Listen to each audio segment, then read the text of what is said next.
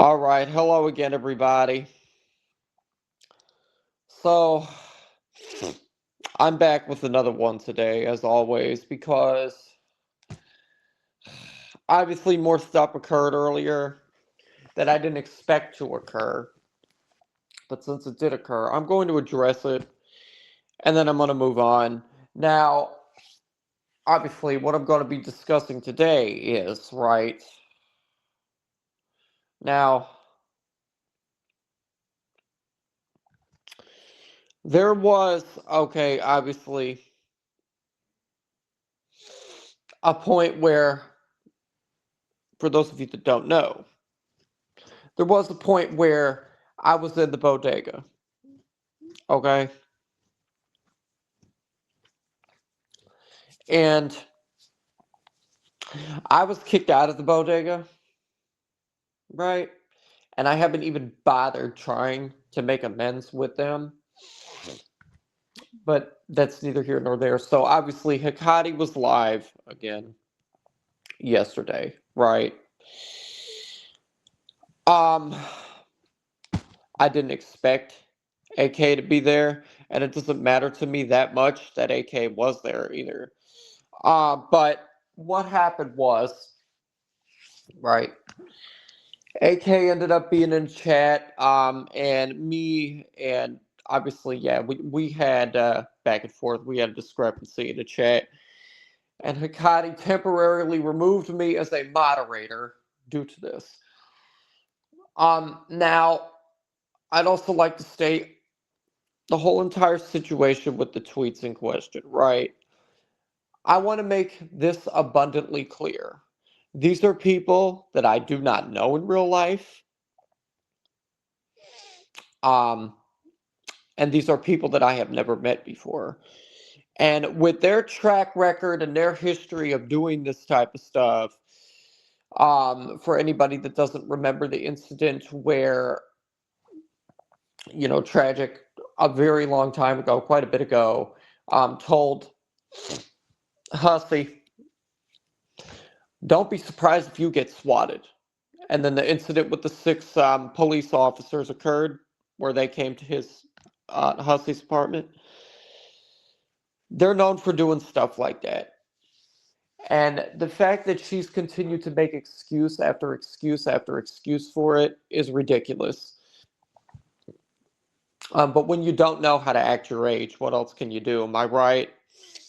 I've put up with more than enough shit from people that I don't know at this point to know that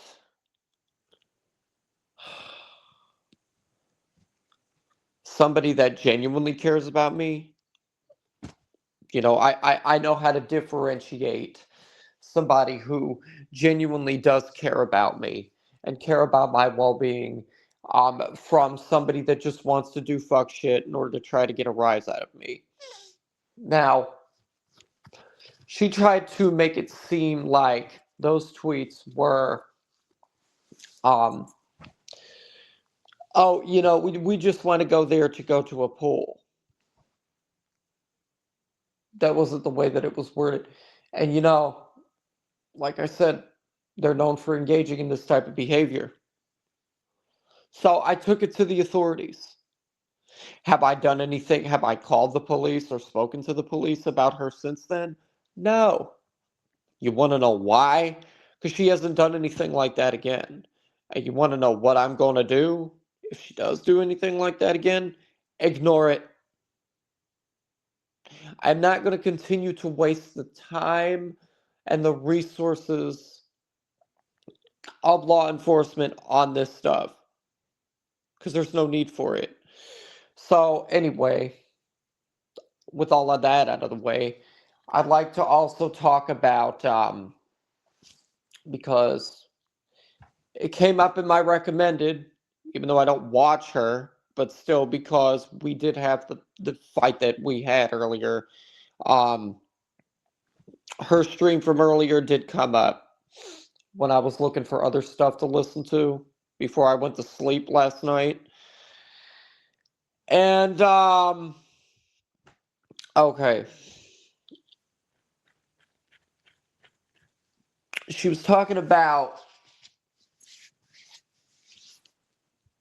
another certain somebody who is, was falsely accused earlier of being on all sorts of dating apps.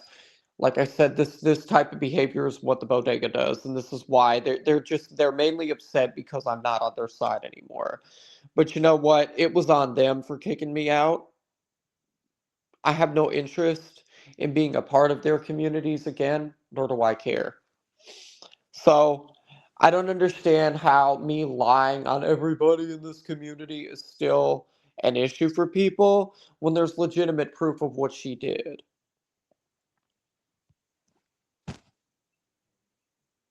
I mean, she's already gone through more than enough legal problems as it is. When DC was alive, DC brought up the fact that during the first few lawsuits that she had with Gigi and Hussey, right? Um, she okay was not able to find a lawyer. She wasn't. But anyway, yeah. So that's it. The person in question that they were discussing earlier, who was on panel with Fresh Garbage, and that they were saying was on all these dating apps. While I was out yesterday, she called me. Right. For those of you that don't know, we do talk on the phone.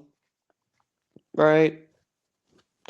And she was in hysterics when I spoke to her on the phone about what was going on. I didn't know what was going on until she actually told me.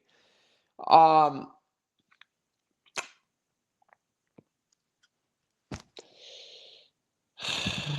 but like I said, this is what they do.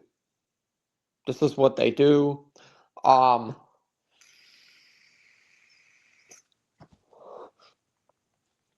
Now, I have a right to go to the police like everybody else, should I feel the need to do so. But it's not even worth it anymore. It's not.